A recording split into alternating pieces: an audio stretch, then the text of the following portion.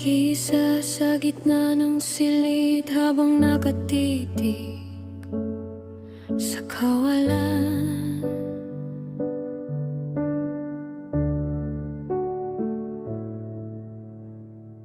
Di alam kung saan nagkamali sa ating mga nakaraan.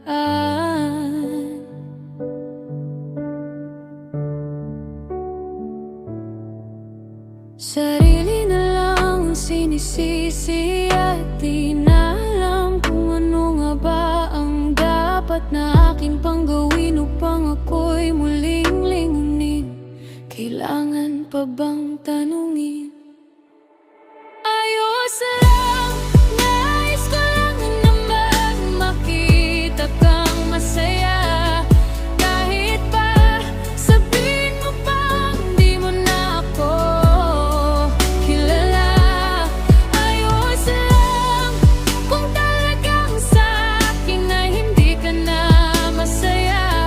Pasensya na, tapos naman na di mo na nga ako kilala. Nagtataka, bakit biglang may kutsilyo na akong dala? Medyo nataranta, dugo'y umaagos na.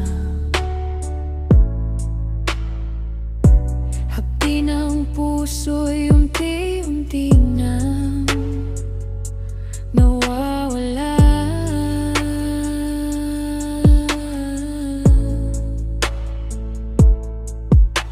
Ito'y wala sa aking pinlano at mukhang ito naman ay epektibo. At wala na akong masyadong nararamdaman. Matanggap mo sana ang liham. Ayos lang, nais ko lang namang makita kang masaya. Kahit pa sabihin mo bang di mo na ako kilala. Ayos lang kung talagang sa akin na hindi ka na masaya. Pasensya na, tapos naman na di mo na nga ako kilala.